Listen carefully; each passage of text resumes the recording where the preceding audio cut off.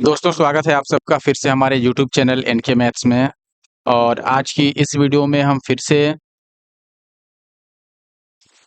जो IB ACIO का paper हुआ था ग्रेड 2 का 2025 में सितंबर में, आप डेट यहाँ देख सकते हैं। एग्जाम डेट जो है वो 16 ऑफ नवंबर है, सॉरी नवंबर बोल रहा हूँ, सितंबर। और ये सेकंड शिफ्ट है।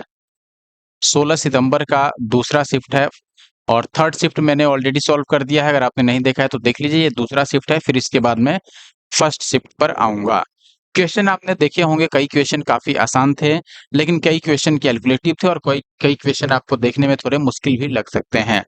तो अच्छा था पेपर, ऐसा नहीं कि सारे क्वेश्चन मॉडरेट हैं या सारे ही टफ हैं या सारे ही इजी हैं, ऐसा बिल्कुल नहीं है। कुछ क्वेश्चन इसमें इजी भी है, कुछ मॉडरेट भी है, कुछ क्वेश्चन आपको कैलकुलेटिव भी इसमें लग सकते हैं। अब मैं पहले क्वेश्चन से डायरेक्ट शुरू करता हूं। उससे पहले मैं चाहूंगा कि अगर आपने फर्स्ट शिफ्ट का सॉल्यूशन नहीं देखा है तो देख लीजिए। सारे क्वेश्चन आपको हमेशा की तरह बाइलिंगुअल मिलेंगे और इसकी पीडीएफ भी हमारे टेलीग्राम ग्रुप एनके मैथ्स पे आपको प्रोवाइड करा दी जाएगी। इस क्लास के बाद आप जब भी ये क्लास कंप्लीट वॉच कर लें, उसके बाद आप टेलीग्राम ग्रुप पे जाइए हमारे एनके मैथ्स के, और वहां से पीडीएफ डाउनलोड कर सकते हैं प्रैक्टिस के लिए। अब मैं सीधे क्वेश्चन पर आता हूं और पहले क्वेश्चन से स्टार्ट करता हूं। आई होप कि आप इस वीडियो को लाइक और कमेंट जरूर करके जाएंगे। साथ ही साथ अगर आप हमारे यूट्यूब चैनल एनके मैथ्स पे नए हैं तो सब्सक्राइब भी करेंगे। देखिए दोस्तों, पहला सवाल है आपके सामने। अंजलि की वर्तमान आयु का 8 गुना कमल की वर्तमान आयु के 2 गुने से 14 वर्ष अधिक है। तो इसको सीधे आप इक्वेशन पे भी ले सकते हैं। अंजलि की एज का 8 गुना जो है वो कमल के डबल से कितना ज्यादा है, 14 ईयर्स ज्यादा है। और कमल के बारे में दिया गया है, कमल की वर्तमान आयु का 8 गुना, यानी कि कमल की वर्तमान आयु का 8 गुना जो है यह अंजलि की वर्तमान आयु यानी कि ए के 8 गुने से 8 वर्ष कम है। यही बात है।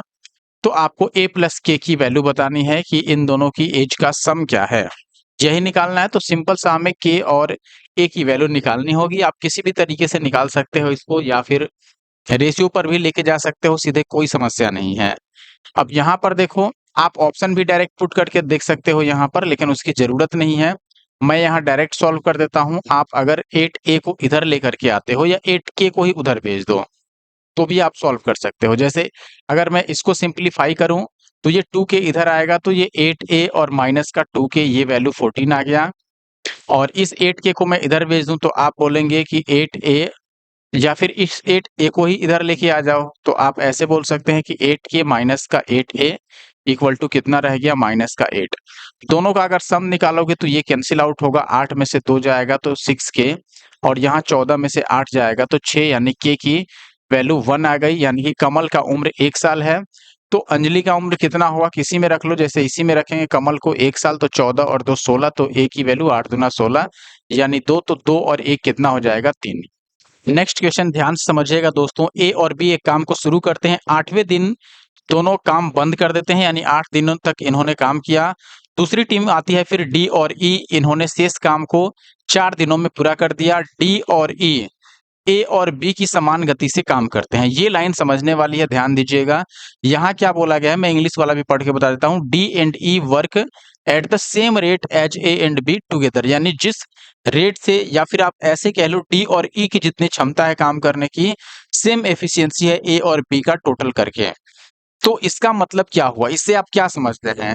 एक दिन में मतलब समझिए, एक दिन में ए और बी से आप काम कराओगे तो जितना यूनिट काम होगा, सेम एक दिन में डी और ई भी अगर मिलके काम करें तो उतना ही काम करेंगे, यानी कि दोनों की एफिशिएंसी सेम है, दोनों ग्रुप की।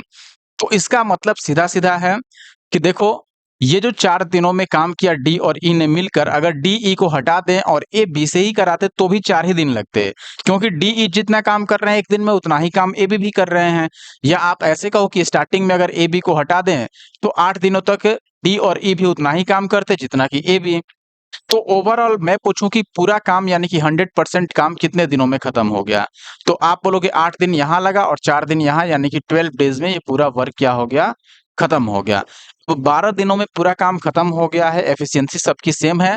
तो आप सीधे सीधे 80% निकाल लो कि 80% अगर काम करना हो तो कितने दिन लगेंगे। कैसे निकालोगे, इसमें से 10 इधर लेकर के आ जाओ, तो एक जीरो यहां से हटाओगे तो ये डेसिमल यहां आ जाएगा।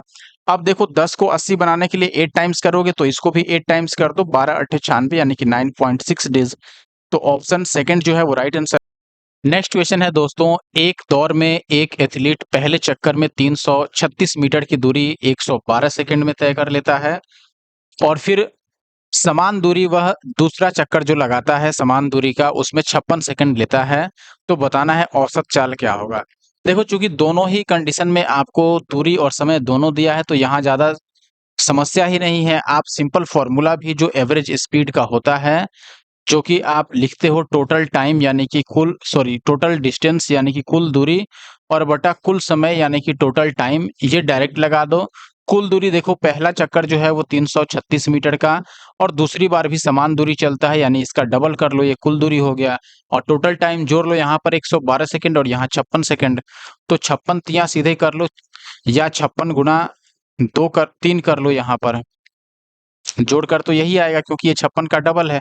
काटोगे तो 3 से इसको पहले काटते हैं तो कितनी बार में कटेगा, 112 बार में, और 56 दुना 112, 2 टू ज़ा 4 होगा। It means option 4 is the answer.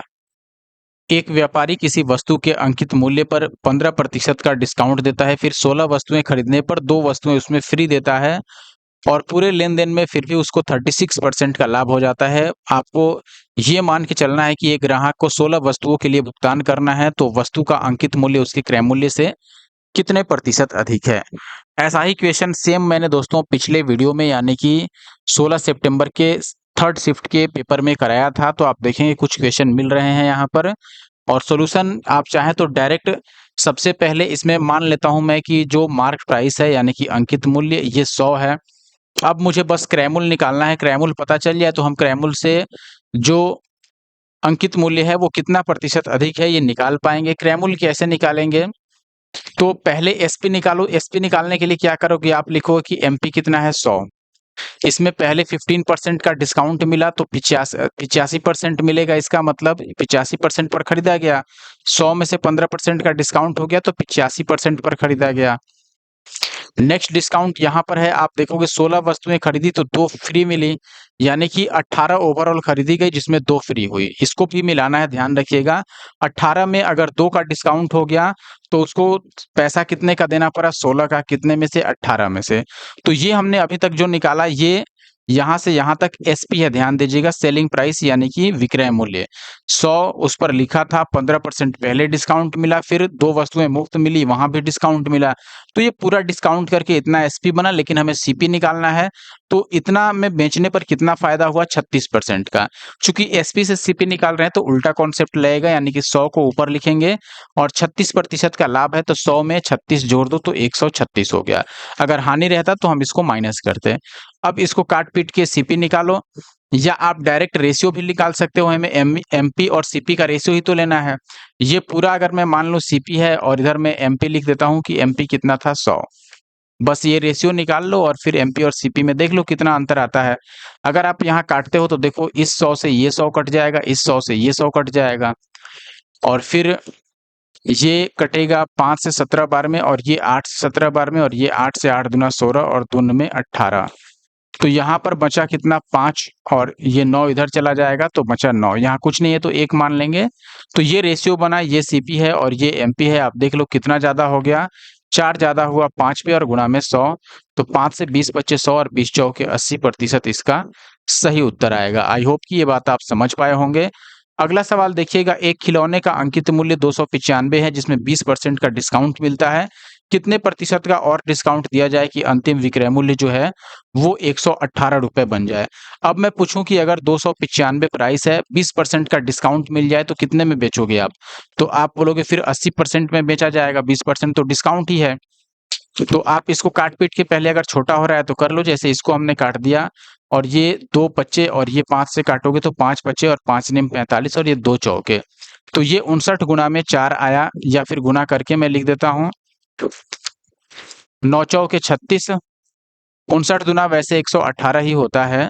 तो आप देखेंगे 9 चौके 36 और 5 चौके 20 और 3 23, इतने में अभी बेचा गया। ये SP1 है और SP2 कितना बनाना है, उसे 118 बनाना है।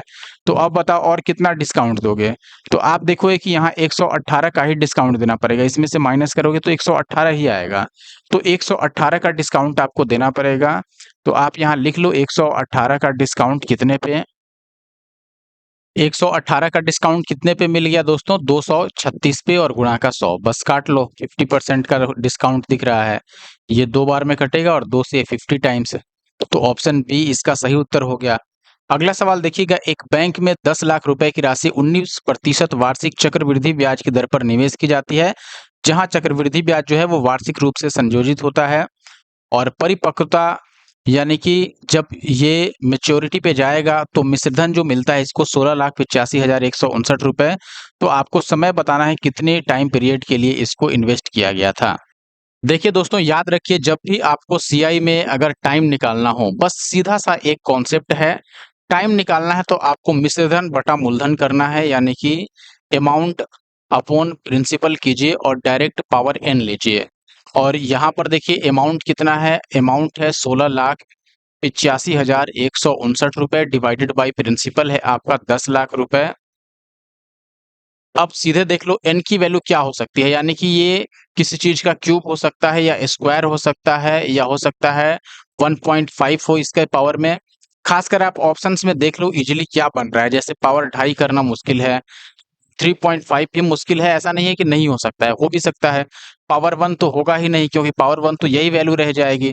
पावर 3 चेक करो क्या यह किसी चीज का क्यूब है, इसको चेक करना थोड़ा मुश्किल है, उतना भी मुश्किल नहीं है, ये भी आसान ही है, लेकिन सबसे आसान इसको चेक करना है। आप देखो ये 2 जीरो है, यहाँ भी 2 जीरो है, यहाँ भी 2 जीरो, इसका मतलब क्या है कि ये 100 का क्यूब है और ये भी किसी मान लो पर्टिकुलर वैल्यू का क्यूब रहा होगा और यहाँ a बाई पी हो गया और पावर n था ही। तो जब आप इससे इसको काटोगे तो n की वैल्यू यहाँ पर क्या मिल जाएगा 3। ठीक है, a बाई पी का मतलब तो यही वैल्यू हुआ ना, तो ये कैंसिल आउट होगा और लास्ट में n की वैल्यू डायरेक्ट ये आएगा। तो ये डायरेक्ट मेथड है, आप जरूरी नहीं है कि इसका क्यूब या स्क्वायर ढूंढते फिरो, दोनों में से जिसका भी निकालना आसान हो, चाहे स्क्वायर दिखे या क्यूब दिखे, वो आपका आंसर होगा। ऑप्शन ए यहाँ पर सही हो गया। अगला सवाल देखिए, 3 प्रकार के तेल मिला दिए जाते हैं, ए 100 लीटर, बी 85 लीटर और सी 65 लीटर, इनको एक साथ मिक्स किया गया। फिर आप देखिएगा इनकी जो कीमत है प्रति लीटर लागत की, वो 14, 13 और 11 के अनुपात में इनका प्राइस है। 1 लीटर मिश्रित तेल की कीमत जो है वो 64 रुपए 40 पैसे है। ऐसे तीन टीनों की कुल कीमत कितनी होगी जिसमें तेल 10-10 लीटर की मात्रा में है? देखिए सबसे पहले तो हम प्राइस निकालते हैं कि एक्चुअल क्या है यहाँ पर। ये 1 लीटर मिश्रित तेल की प्राइस दी गई है, तो हम अलग-अलग भी निकाल सकते हैं। अच्छा देखो, अगर आपको बहुत जल्दी करना है तो हम क्या कर सकते हैं, यहाँ पर मल्टीपल देख सकते हैं। मल्टीपल यानी कि वो किससे कट सकता है, किससे विभाज्य है। कैसे निकालोगे, सीधे आप चूँकि हमें 10-10 लीटर यानी 30 लीटर की वैल्यू निकालनी है, तो पहले यूनिट प्राइस निकालना होगा। तो यूनिट प्राइस देखो इसका मल्टीपल होगा, यूनिट प्राइस इसका टोटल सम का मल्टीपल होगा। सबको जोड़ो, ये सबको अगर जोड़िएगा तो ये आपको मिल जाएगा 38, यानी कि आंसर वही पॉसिबल है जो 38 से डिवाइड हो जाए। 38 का मतलब 2 से और 19 से डिवाइड हो। अब देखोगे कि ये 2 से नहीं कट रहा है, यहाँ 21 है, ये 19 से नहीं कटेगा और ये क्या 19 से कटेगा, देखो 19 में 171 होता है तो 175 नहीं कटेगा। तो ये आपका आंसर हुआ क्योंकि ये 19 से कट रहा है और 2 से भी कट रहा है। अब अगर सॉल्व करना हो तो कैसे सॉल्व करें? देखिए सॉल्यूशन के लिए आपको सबसे पहले यूनिट प्राइस निकालना होगा। तो आप देखेंगे कि अगर मैं बात करूं ए की, बी की और सी की, तो देखो ए कितना लीटर है 100 लीटर, बी कितना है 85 लीटर और सी कितना है 65 लीटर। यूनिट प्राइस रेशियो के हिसाब से इसका 14 है, इसका 13 है और इसका 11 है, तो टोटल निकालो। ये अगर 14 के रेट से टोटल 100 लीटर यूज किया जाए तो कितना होगा 1400। इसकी प्राइस कितनी होगी, अगर 85 लीटर है और 13 रुपए पर लीटर है, मल्टीप्लाई करोगे तो 13 पच्चे हो जाएगा 65 और 13 अट्ठे 104 और 6 110। इसको मल्टीप्लाई करोगे तो ये 715 आ जाएगा। इनको ऐड कर लो, टोटल को ऐड करोगे तो ये कितना आएगा 5 5 10 का शून्य बचेगा 1, तो 1 और 1 2 और फिर यहाँ पर 7 और 1 8 4 12 का 2 और 2 और 1 3, यानी कि ओवरऑल इतना आ रहा है। इतना आने का मतलब क्या है, देखो अगर आपको समझने में समस्या है तो आप यहाँ एक्स लगा करके यूज कर सकते हो। तो ये फाइनल प्राइसेस बनेंगी और ये टोटल प्राइस आ गया। लेकिन टोटल प्राइस ना निकाल कर हमें 1 यूनिट का या फिर 1 लीटर का प्राइस निकालना है। तो मैं पूछूंगा कि ये जो 3220 रुपए या इतना x रुपए आ रहा है, ये कितने लीटर की प्राइस है? तो आप बोलोगे कि देखो ये जो प्राइस है ये यहाँ पे 100 लीटर था, यहाँ 85 लीटर, यहाँ 165 लीटर, यानी कि टोटल कितना लीटर बना? तीनों को जोड़ोगे तो ये आ जाएगा 250 लीटर, यानी ये 250 लीटर की कीमत है। तो 250 से भाग कर दो, यानी कि ये 1 लीटर की कीमत आ रही है। जबकि बुक में 1 लीटर की कीमत कितनी दी गई है? 64.40। अब यहाँ से काट करके x की वैल्यू निकालोगे तो आप देखोगे इससे ये तो कट जाएगा, 25 से इसको गुणा करो, 25 चौके 100 का शून्य लोगे नहीं, 25 चौके 100 तो 0 आ गया, और 25 छके 125, और फिर उसमें जोड़ोगे तो ये कितना आ जाएगा? 25 छक्के है यहाँ 150 और 10 हो जाएगा 161। तो 11 बचा था चूंकि, तो ये इतना हो गया। अब यहाँ से x की वैल्यू निकालोगे तो ये आ जाएगा 161 जीरो और बटा 322। देखो इससे ये 2 बार में कट रहा है और 2 पच्चे 10, यानी x की वैल्यू 5 आ गई। x की वैल्यू 5 आने का मतलब इन सबको अगर मैं मिला दूं तो प्राइस कितना होगा 1 लीटर का? अच्छा, यहाँ एक चीज और ध्यान देना पड़ेगा आपको, वरना गलत हो जाओगे और आंसर आएगा भी नहीं। आपको तो दिमाग में आएगा कि इनको ऐड कर लें तो 1 लीटर की कीमत निकल जाएगी, उसको डायरेक्ट 5 से मल्टीप्लाई करेंगे। देखो इनको ऐड करोगे तो ये कितना आ रहा था 38, और इंटू का 5 करोगे तो ये मैं पूछूंगा कि ये कितने लीटर का प्राइस हुआ, तो आप क्या बोलोगे? 1 लीटर। अगर आप 1 लीटर बोलोगे तो गलत होगा, क्यों? क्योंकि ए बी सी तीनों का ये प्रति लीटर यानी 1-1 लीटर का कीमत है, यानी कि ये ए का 1 लीटर, ये बी का 1 लीटर और ये सी का 1 लीटर, तो ये 3 लीटर की प्राइस है। तो मैं बोलूंगा कि 3 लीटर का प्राइस देखो अगर इतना हो रहा है, यानी कि 3 लीटर का प्राइस कितना हो गया, मल्टीप्लाई करोगे तो 190, और हमें 10 लीटर का 3 टोटल यहाँ पर 3 आपको टीन में अलग-अलग 10-10 लीटर है, यानी कि 30 लीटर की प्राइस निकालनी है। तो 3 लीटर की इतनी है तो 30 लीटर की कितनी होगी? यहाँ पर 1 शून्य बढ़ रहा है तो इधर भी 1 शून्य बढ़ेगा, यानी कि 1900 होगा। तो ऑप्शन सी आपका सही उत्तर होगा। अगले सवाल में आपको 2 संख्याओं का गुणनफल और उनका एचसीएफ दिया गया है, उनका एलसीएम क्या होगा ये बताना है। तो ये आपने जरूर पढ़ा होगा दोस्तों। पहली संख्या गुणा में दूसरी संख्या इक्वल टू एलसीएम और इनटू का एचसीएफ। ये बहुत आसान और बेसिक फॉर्मूला है एलसीएम एचसीएफ चैप्टर का, ये आपने पढ़ा होगा। तो आप देखेंगे दोनों संख्याओं का गुणनफल यानी उनका प्रोडक्ट तो यहाँ पर दे ही रखा है 19,845। एलसीएम हमें पता नहीं है और एचसीएफ हमें मालूम है 63 है। ऐसे भी आप एक चीज याद रख सकते हैं यहाँ पर, एलसीएम जो होता है दोस्तों, एलसीएम ये हमेशा ही एचसीएफ से और जिस नंबर का ये एलसीएम है उससे डिवाइड हो जाता है, पूरी तरीके से डिवाइड होता है।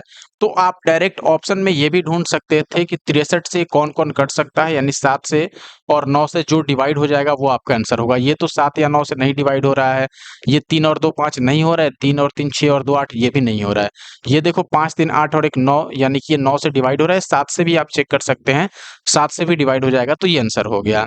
ये पहला तरीका था। दूसरा आपके पास यहाँ पर आप सॉल्व कर लो, इससे अब काट लो और x की वैल्यू निकाल लो। यूनिट डिजिट भी देख सकते हो, 3 से अगर 5 को काटना हो तो 3 पच्चे 15, इकलौता ऑप्शन है कि लास्ट डिजिट 5 बने, so that option second is the answer. I hope कि आप ये तरीके समझ पा रहे होंगे। और देखो अगर बेसिक से बार बार करने लगे, जो क्वेश्चन आसानी से बन सकता है कम से कम उसमें तो टाइम बचा लिया जाए, जो मुश्किल है, जो टाइम टेकिंग है या फिर कैलकुलेटिव है, वहां तो टाइम लगना ही है। और अधिकतर छात्र जो होते हैं, एस्पिरेंट जो होते हैं, वो वैसे क्वेश्चन को छोड़ देते हैं। लेकिन जब आप छोटे-छोटे क्वेश्चंस में समय बचाएँगे तभी उन समय का यूटिलाइजेशन करके आप कैलकुलेटिव या फिर जो थोड़े मॉडरेट या फिर हार्ड लेवल के क्वेश्चन होते हैं उनको आप करने के लिए टाइम बचा पाएँगे।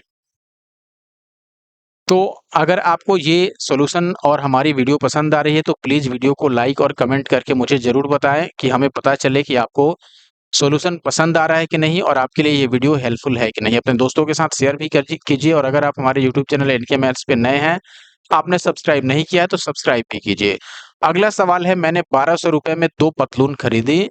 मैंने पहली पतलून को 13% की हानि पर और दूसरी पतलून को 12% के लाभ पर बेचा।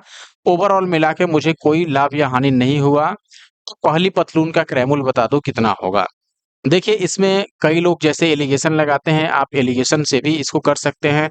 पहली पतलून पर 13% का लॉस हुआ तो इसको आप माइनस में 13 रखो, या माइनस प्लस का खेल नहीं खेलना है तो आप डायरेक्ट 100 पर आ जाओ। 100 में 13 को माइनस कर दो, यानी कि ये कितना बन जाएगा 87%। ये फर्स्ट वाला है। सेकंड में 12% का प्रॉफिट हुआ तो 112% बन गया।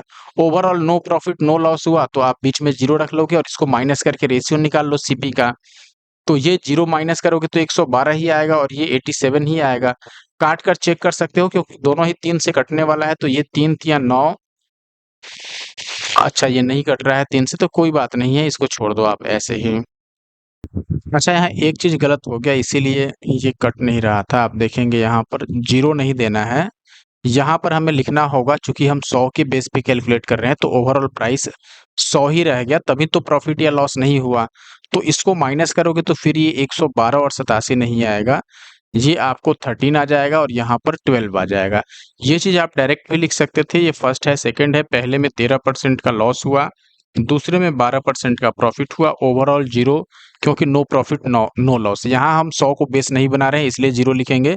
अब 12 में से शून्य को माइनस करोगे तो 12 आएगा और शून्य में से 13 को माइनस करोगे तो ये पॉजिटिव का 13 आएगा, यही रेशियो आ जाएगा। यानी कि ये पहले का सीपी है और जो 13 है ये दूसरे पतलून की सीपी है, दोनों को ऐड करोगे तो ये 25 बनेगा। लेकिन क्वेश्चन में ओवरऑल सीपी जो थी वो 1200 थी, तो एक की सीपी कितनी बन गई इससे काटोगे तो ये कितना आएगा, देखो 25 चौके 100, 12 चौके 48, एक की वैल्यू 48, तो 12 की वैल्यू कितनी होगी, 12 और गुना में 48 कर लो। 12 अट्ठे 96 यानी कि लास्ट में 6 होगा और 12 चौके 48 यानी 500 के करीब में होगा। तो 600 के करीब तो नहीं जाएगा, ये आंसर होगा। आप चाहो तो इसको देख भी सकते हो कि 12 से कौन सा कटेगा, यानी कि जो 3 से भी कट जाए और 4 से भी कट जाए। ये आप देखोगे 3 से नहीं कट रहा है, ये 3 और 4 दोनों से कट जाए, यूनिट डिजिट पे 6 भी आ रहा है। आप पूरा कैलकुलेशन भी कर सकते हो।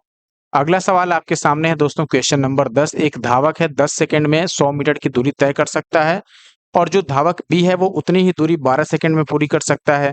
300 मीटर की रेस होती है जिसमें ए बी को 20 मीटर की शुरुआती बढ़त देता है और 3 सेकंड की देरी से दौड़ना शुरू करता है। यदि दोनों धावक समान चाल बनाए रखें तो बी द्वारा दौड़ शुरू करने से लेकर के ए द्वारा दौड़ पूरी करने तक ए और बी द्वारा तय की गई कुल दूरी को बी अकेले कितने समय में तय करेगा।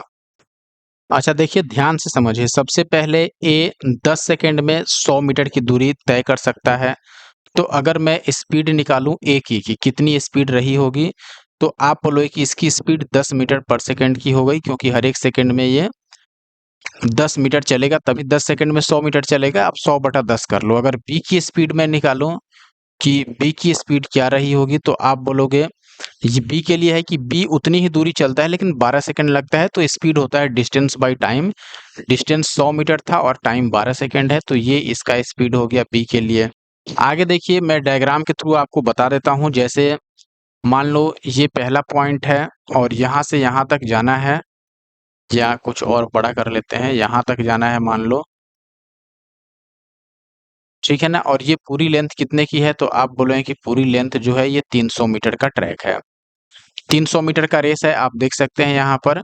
अब इसमें होता क्या है कि ए बढ़त देता है बी को पहले 20 मीटर की, यानी कि ए यहाँ पर है और बोलता है कि रेस शुरू होने से पहले तुम 20 मीटर आगे से दौड़ना शुरू करो और मैं यहीं से दौड़ूंगा स्टार्टिंग पॉइंट से, और बी को मान लो यहाँ से दौड़ने के लिए बोलता है कि ठीक है तुम यहाँ से दौड़ो। अब एक चीज और है इसमें, ये कह रहा है कि और ये भी होता है कि 3 सेकंड की देरी से ए दौड़ना शुरू करता है। यानी कि देखो ये 20 मीटर की बढ़त तो मिल गई, इसके अलावा ये भी ये बोलता है कि ठीक है 3 सेकंड में बाद ही दौड़ूंगा, तुम 3 सेकंड पहले दौड़ लो। तो 3 सेकंड में बी यहाँ से कुछ आगे बढ़ जाएगा, यहाँ मान लो आ जाएगा। 3 सेकंड में बी कितना दूरी तय करेगा, तो आप यहाँ से निकाल सकते हैं।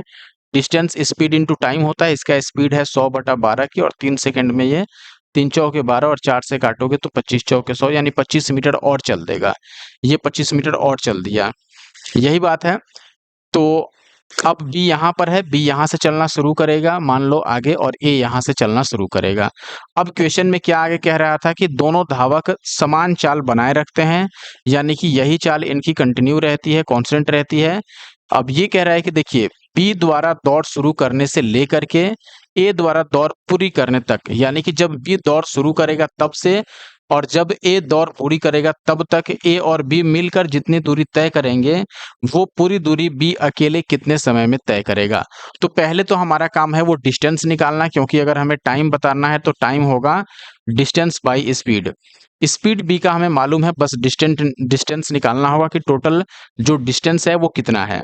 अच्छा बताओ, ए की बात की गई है, यहाँ पर मैं फिर से बोल देता हूँ ये चीज देखिए, how much time will be take to cover the total distance covered by A and B from the moment B starts running until the moment A finishes the race. यानी कि ए अगर रेस को फिनिश करता है, इसका मतलब कि ए ने कुल कितनी दूरी तय कर दी, पूरी 300 मीटर की, तभी ये यहाँ से यहाँ तक आ गया, ये 300 मीटर दूरी कवर कर दिया।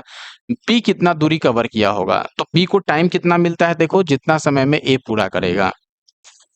तो ये कितना समय में पूरा करेगा बताओ। तो आप यहाँ पर देख सकते हैं शुरू में ही ये चीज दिया गया था कि ये 10 सेकंड में 100 मीटर चलता है। देखो 10 सेकंड में ये 100 मीटर चलता है और पूरा 300 मीटर का रेस है, तो अगर 300 मीटर चलना होगा तो ये 3 गुना हो रहा है, तो ये भी 3 गुना हो जाएगा, यानी कि ए को 30 सेकंड लगे होंगे पूरा भागने में यहाँ से यहाँ तक। तो टाइम कितना मिला बी के लिए, 30 सेकंड यहाँ से, और चूंकि बी को पहले 3 सेकंड और भागने के लिए मिला था, तो बी को टोटल 33 सेकंड मिले भागने के लिए। और इस 33 सेकंड में कितना दूरी तय किया होगा, तो आप देखेंगे इसका 33 सेकंड यानी समय और गुना में चाल कर दो, तो चाल है 100/12, इससे काटोगे तो ये 11 तियां, अच्छा मैं इससे काटता हूँ, देखो 11 तियां 33 और ये 4 तियां 12, 4 से 25 चौके 100, 25 को 11 से गुना करोगे तो ये कितना आ जाएगा, 275। ठीक है, ये 275 आ गया। अब देखो टोटल डिस्टेंस कितना हो गया, 300 मीटर और 275 मीटर जो है, ये टोटल डिस्टेंस मिलकर के हो गया 575। और हमें टाइम निकालना था, तो डिस्टेंस बाय स्पीड करेंगे, डिस्टेंस 575 और स्पीड की इसकी बी की, तो बी का 100/12 है, यानी कि 100 नीचे जाएगा और 12 ऊपर चला जाएगा। आप इसको काट सकते हो, तो ये 3 चौके 12, 25 चौके 100 और 25 से इसको काटोगे तो 25 दूना 50 और 25 तियां 75, यानी कि 23 तियां 69। तो टोटल 69 सेकंड हुए, जो कि 60 सेकंड में 1 मिनट बनता है, तो ये 1 मिनट और 9 सेकंड बनते हैं, जो कि ऑप्शन 4 में आंसर है। तो ऑप्शन 4 इसका सही उत्तर हुआ। देखो ये समझाने के लिए इतनी चीजें की गई, वरना अगर इसको जल्दी सॉल्व करना रहता तो मैं जितनी तमाम चीजें लिख रहा हूं इसमें से आधी चीजें मैं हटा देता। यहाँ देखिएगा दोस्तों, ये 5√5 है इंटू 11√11 माइनस 17√17, फिर ब्रैकेट में है आपके पास 3√5 क्रॉस √11 क्रॉस √17 एंड फिर आपके पास है ब्रैकेट में √5 इंटू √11 माइनस √17। इसका क्यूब रूट हमें बताना है। क्यूब रूट कैसे निकालते हैं, देखिए सबसे पहले अगर क्यूब रूट निकालना है तो जो भी आंसर आपको दिख रहा है, आंसर देख के आप फॉर्मेट यहाँ पर तैयार कर सकते हैं, ये कि ये कहीं ना कहीं a माइनस बी के फॉर्मेट में है। a माइनस बी का क्यूब रूट कैसे निकाल सकते हैं, इसके लिए a माइनस बी का क्यूब करना होगा। फॉर्मूला क्या होता है, a cube minus B cube minus 3ab into a minus B. अगर इस फॉर्मूले पे हम ये जो एक्सप्रेशन है इसको सेट कर पाए तो इजीली आंसर आ जाएगा। तो देखो अब यहाँ पर सबसे पहले मैं इसको कैसे लिख सकता हूँ, इसको अगर मैं मल्टीप्लाई कर दूं ओवरऑल तो ये 511 जा हो जाएगा कितना 55 और अंडर रूट ऑफ कितना 11 गुना 5 ये 55 होगा और माइनस ये हो गया आपका 17 और √17 है। अब आप देखिएगा ये यहाँ पर क्या होगा, अच्छा ये है आपके पास, इस यहाँ भी अगर मैं मल्टीप्लाई कर दूं तो ये 3 और ये 11 पचे 55 यानी कि रूट का 55 और इंटू का √17 ये होगा। मैं इन दोनों को मल्टीप्लाई कर चुका हूं और इंटू का यहाँ भी इसको अगर मैं मल्टीप्लाई कर देता हूं तो √55 और माइनस का √17। तो ये आप देख सकते हो, ये 3 हो गया, ये a हो गया, ये b हो गया और इंटू का ये a और माइनस का ये b भी हो गया। तो 3ab और इंटू a माइनस बी यहाँ तक तो मैच कर रहा है, बस ये a cube minus B cube होना चाहिए। तो ये आप देख सकते हैं कि 55 √55। मैं पूछूं कि 2√2 क्या ये √2 का क्यूब है, तो आपको इजीली बोलना चाहिए बिल्कुल है, क्योंकि अगर √2 को मैं 3 टाइम्स लिखूंगा तो होगा क्या, 2 बार मिलकर के रूट गायब हो जाएगा और ये √2 ऐसे ही रह जाएगा। तो वैसे ही जब 2√2 को हम √2 का क्यूब लिख सकते हैं, तो वैसे ही इसको हम लिखेंगे कि ये हो गया √55 का क्यूब और माइनस ये √17 का क्यूब। तो ये ए क्यूब माइनस बी क्यूब और बाकी ये 3ab इंटू ए माइनस बी आया ही था, यानी कि इसका घनमूल क्या होगा, या फिर ये एक्सप्रेशन जो है किसको दिखा रहा है, ये √55 माइनस √17 के होल क्यूब को दिखा रहा है, और इसका क्यूब रूट कितना हो जाएगा, √55 और माइनस का √17, जो कि ऑप्शन सेकंड है। नेक्स्ट क्वेश्चन ध्यान से देखिए, यहाँ पर बोला गया है a to the power x plus y into a to the power x minus y, इसकी value a to the power 50 है और a को 1 नहीं लेना है। एंड b की वैल्यू भी आपको यहाँ पर b का इक्वेशन दिया गया है, b to the power 2y plus x dot p to the power y minus 3x by 3, ये जो है ये b टू द पावर 7 का होल पावर 4 है, इसके बराबर है, और b को 1 के इक्वल नहीं ले सकते हैं। तो हमें c की वैल्यू बतानी है, जिसके लिए ये इक्वेशन जो होगा वो सेटिस्फाई करेगा। तो आप देखिए, सबसे पहले आपने ये फॉर्मूला जरूर पढ़ा होगा, x to the power m into x to the power n। इसको हम कैसे रिप्रेजेंट कर सकते हैं, x to the power m plus n, अगर बेस सेम होता है तो पावर को ऐड कर लेते हैं। तो यहाँ देखो ये a है, ये भी a है, तो मैं इसको a टू द पावर ये प्लस ये लिख सकते हैं, तो x प्लस वाई, इसमें अगर ऐड करोगे x माइनस वाई, तो ये माइनस का y और ये प्लस का y तो कैंसिल आउट होगा, यानी a to the power 2x और इधर a टू द पावर 50 है। तो 2x अगर 50 के बराबर है तो x की वैल्यू कितनी हो गई, 25। ये a तो सेम ही है, तो 2x भी 50 के बराबर होगा, तो x की वैल्यू कितनी हो गई, 25 हो गई। अब ऐसे ही y की वैल्यू निकालो, तो इसको मैं कैसे लिख सकता हूँ, b टू द पावर, देखो 2y है और x के जगह पर कितना हो गया 25, और into b to the power y, और माइनस 25 दिया 75 और बटा 3। इसको अगर ऐड करना हो तो इन दोनों को बस ऐड कर लो, तो इन दोनों को ऐड करोगे तो ये हो जाएगा, देखो 2y और प्लस का 25 और प्लस y माइनस का 35 और बटा का 3। 3 से गुणा कर लो तो 2 तिया 6y और 25 तिया 75 और प्लस y माइनस का 35, 35 था, 25 तिया 75 था ये ना, जहां पर हम रख रहे थे 75 था ये, तो ये 75 हो गया और माइनस ये डिवाइडेड बाई 3। अब यहाँ आप देखोगे कि ये तो कैंसिल आउट हो गया, तो ये 7y/3 इसकी वैल्यू बराबर किसके होगी, देखो इसमें b टू द पावर 7 चौके 28 है, तो ये 28 के बराबर हो गया, तो 7 चौके 28 यानी y की वैल्यू आ गई 12।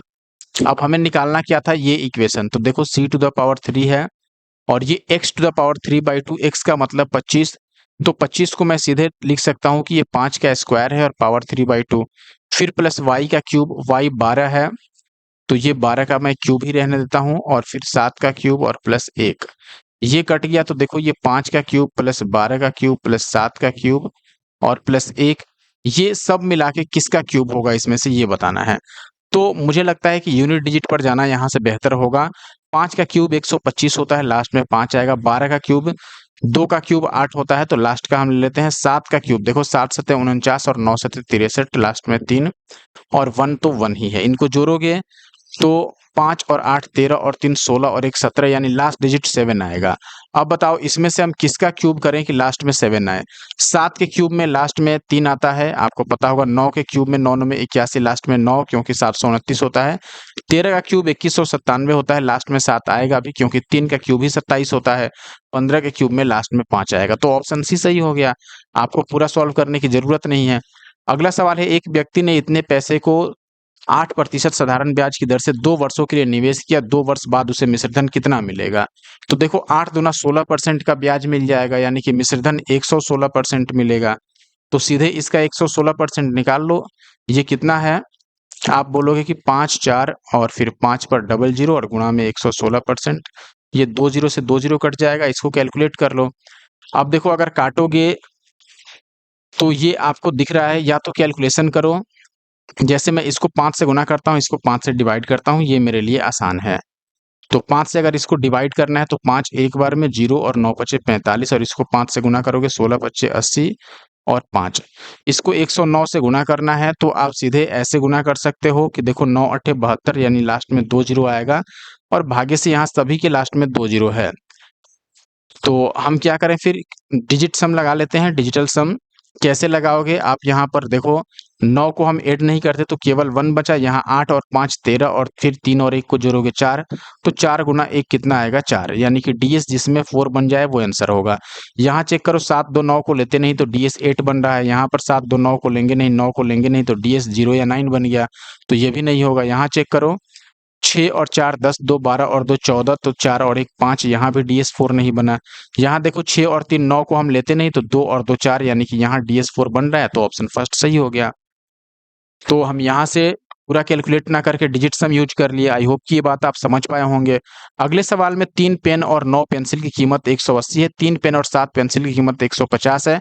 आप देखो ये भी क्वेश्चन सेम टू सेम, बस डेटा चेंज था, हमने पिछले शिफ्ट में किया था। अगर आपने देखा होगा फर्स्ट वीडियो इसका, तो आपको जरूर पता होगा कि कैसे सॉल्व करेंगे। देखो इक्वेशन लिखो, लेकिन सॉल्व स्मार्ट तरीके से करो। ऐसा नहीं है कि जैसे इक्वेशन लिखा, जैसे देखो हमें 8 पेन और 4 पेंसिल की कीमत बतानी। देखिए यहाँ पर भी 3 पेन है और यहाँ पर भी 3 पेन है, तो सीधे ये सेकंड इक्वेशन ये फर्स्ट इक्वेशन माइनस करो। 3 पेन में से 3 पेन माइनस करोगे तो 0 आएगा, और 7 पेंसिल में से 9 पेंसिल माइनस करोगे तो माइनस में 2 पेंसिल आ जाएगा। तो इससे अच्छा है हम इधर से इधर माइनस करते हैं, यानी कि इस वैल्यू में से इस वैल्यू को, फर्स्ट में से सेकंड को। तो 9 में से 7 पेंसिल माइनस करोगे तो 2 पेंसिल की कीमत कितनी आ जाएगी? 180 में से 150 माइनस करोगे 30, तो एक पेंसिल की कीमत हो गई 15। ठीक है, और एक पेंसिल की अगर कीमत हो गई 15, तो यहाँ पे आप वैल्यू पुट कर दो। देखो 3 पेन और प्लस 7 पेंसिल, एक पेंसिल की कीमत है 15 और ये 150 है। 15 सत्ते 105, इसमें से माइनस करोगे तो 45 आएगा, जो कि 3 पेन की कीमत है, तो एक पेन की कीमत भी 15 हो गई। एक पेन और एक पेंसिल दोनों की कीमत ही बराबर है, तो कोई दिक्कत ही नहीं है। 8 पेन और 4 पेंसिल, यानी 8 और 4 12 पेन का ही कीमत निकाल लो। तो 12 और एक पेन की कीमत हो गया 15, 12 गुना 15 यानी 180। तो ऑप्शन थर्ड सही उत्तर है। अगला सवाल देखिए, ये भी सवाल इस टाइप का भी हमने पिछले शिफ्ट में किया है, अगर आपको याद हो तो। मैंने बताया था फर्स्ट इंटू लास्ट और मिडिल जो नंबर्स हैं उनका प्रोडक्ट सेम रहता है इसमें। तो आप बोलोगे 3.6 इंटू वाई, और यहाँ पर 1.2 इंटू 1.2। तो 12 तिया 36 और 3 चौके 12, इट मीन्स वाई की वैल्यू 0.4 आ रही है, तो ऑप्शन सेकंड सही उत्तर है। अगला सवाल देखिए, इतना में व्यवसाय शुरू होता है, इस टाइप के भी क्वेश्चन हमने पिछले शिफ्ट में किए हैं। 7 महीना बाद जरीना किरण के साथ साझेदारी के रूप में जुड़ जाती है। लाभ 1 वर्ष बाद 8:5 के अनुपात में बढ़ता है, तो पूंजी में जरीना का योगदान कितना है? मैंने बोला था देखो इसमें बस एक ही चीज याद रखना है, इन्वेस्टमेंट इनटू का टाइम, और फिर सेकंड पर्सन का इन्वेस्टमेंट इनटू का टाइम।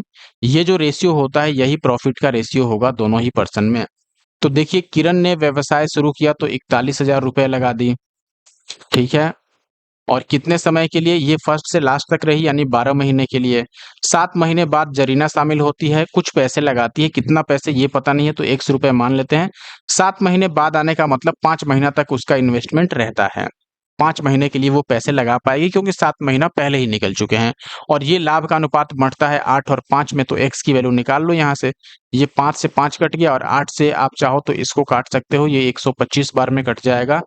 तो x की वैल्यू आ गया 41 गुना में 12 और गुना में 125। अब इसको मल्टीप्लाई करना है, तो आपको पता हो गया कि यहाँ पर लास्ट में कितने जीरो आएंगे, या ये भी पता होना चाहिए आपको कि आंसर 25 से कटेगा, क्योंकि यहाँ पर 25 है।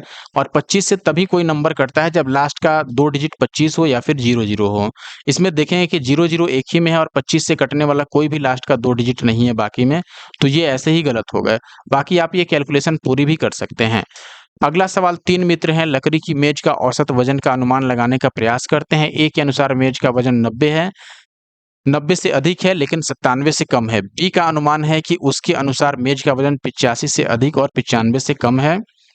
और सी के अनुसार मेज का वजन 93 से अधिक नहीं हो सकता है।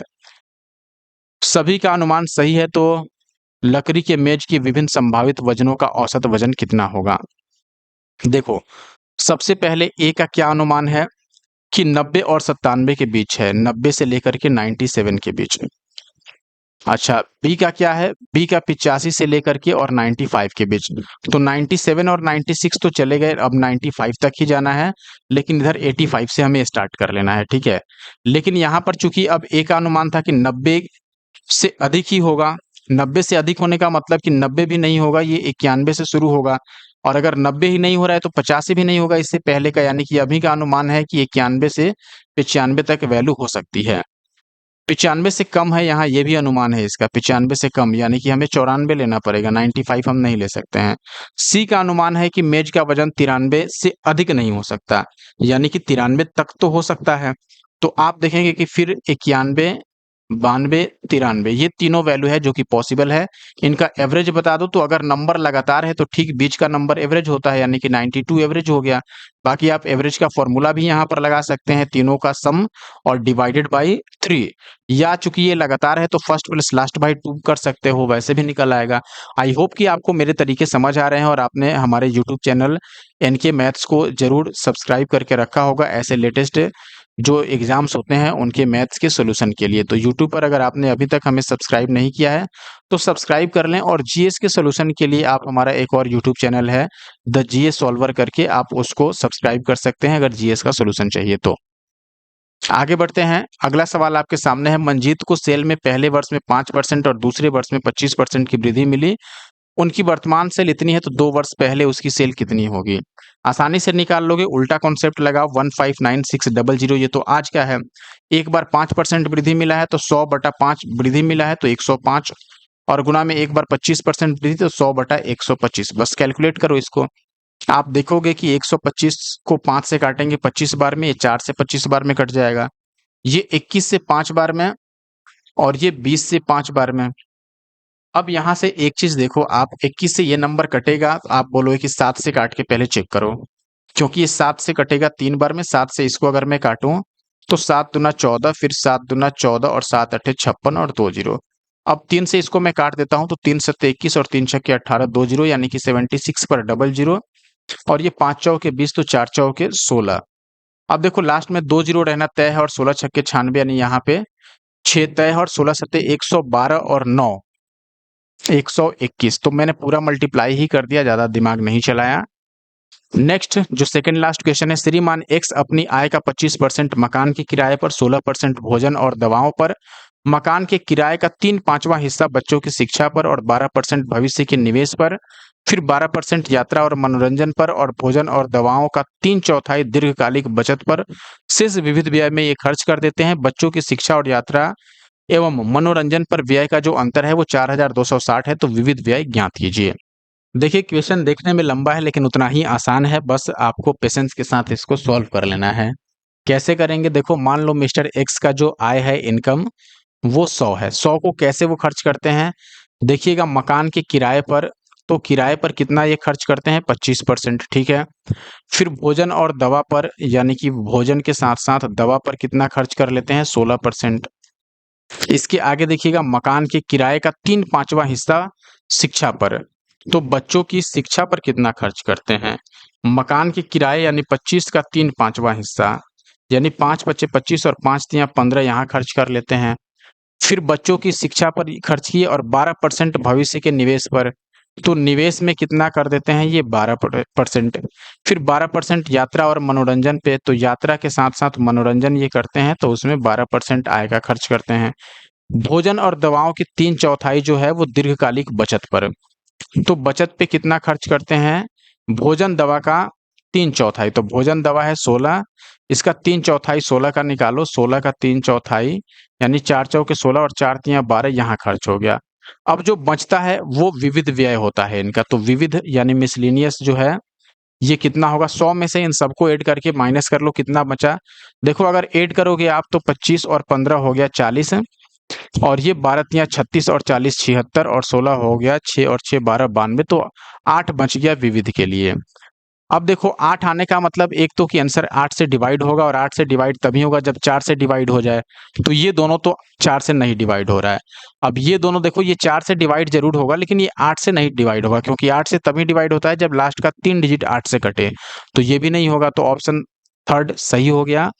और दूसरा कि हम पूरा कैलकुलेट कर लें, यहाँ पर ये किसका डिफरेंस दिया गया, ये डिफरेंस है आपको, difference between education of children and travelling and entertainment. देखो एजुकेशन ऑफ चिल्ड्रन कितना खर्च है, बच्चों की शिक्षा पर 15 और यात्रा और मनोरंजन पे 12, तो इनका डिफरेंस कितना है 3।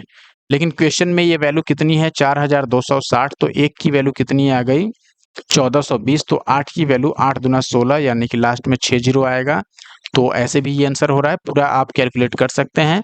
आखिरी क्वेश्चन आज की वीडियो का और इस शिफ्ट का, 8 पुरुष 14 दिन में 29 फीट गहरा कुआं खोद सकते हैं, कितने पुरुष 2 दिन में 58 फीट गहरा कुआं खोदेंगे। देखो M1 D1 H1 आपको फॉर्मूला याद होगा, डिवाइडेड बाई W1, ये किसके बराबर होता है, M2 D2 और H2 डिवाइडेड बाई W2, जहां पर W का मतलब कार्य यानी वर्क, M फॉर मजदूरों की संख्या हो गया और D का मतलब नंबर ऑफ डेज, H हो गया आपको टोटल आवर्स कितने लगे। ये पहले कंडीशन में और ये दूसरे कंडीशन में। देखो पहले कंडीशन में 8 मजदूर हैं, 14 दिन, तो D1 की जगह पर 14, और काम क्या करते हैं ये, घंटा नहीं दिया है तो हमें इस H को इस्तेमाल नहीं करना है, इस 1 को हटा दो। काम करते हैं 29 फीट गहरा कुआं खोदने का, तो हम W1 के बदले में 29 लिख देंगे। दूसरी तरफ आप लिखोगे 2 पुरुष हैं तो 2, और कितने दिन लगेंगे ये तो बताना ही है हमें, कितने पुरुष, अच्छा 2 दिन है, कितने पुरुष ये नहीं पता है तो मैं मान लेता हूँ X पुरुष, घंटा को हटा दो, काम क्या है 58 फीट, तो इसको काट दो, 2 बार में कट जाएगा, 2 से 2, तो X की वैल्यू कितनी आ गई, 14 अट्ठे 112। इसको और भी जल्दी सॉल्व किया जा सकता है। जैसे देखो दोनों जगह पुरुषों की ही आवश्यकता है, पुरुष और महिला वाला बात नहीं है। तो यहाँ 29 फीट अगर गहरा खोदना है, मैं एक ही पुरुष से काम कराऊं अगर, तो 14 अट्ठे 112 दिन उसको लग जाएंगे, या 112 पुरुष से एक ही दिन में करा लो।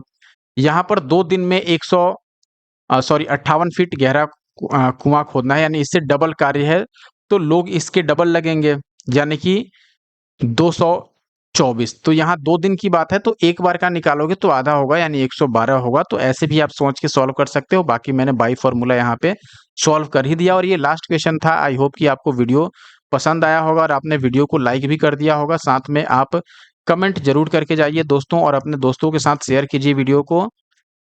और अगर आप हमारे यूट्यूब चैनल एनके मैथ्स पे नए हैं तो प्लीज़ सब्सक्राइब कर लीजिए इस चैनल को, और क्लास की पीडीएफ आपको हमारे टेलीग्राम ग्रुप पे प्रोवाइड करा दी जाएगी।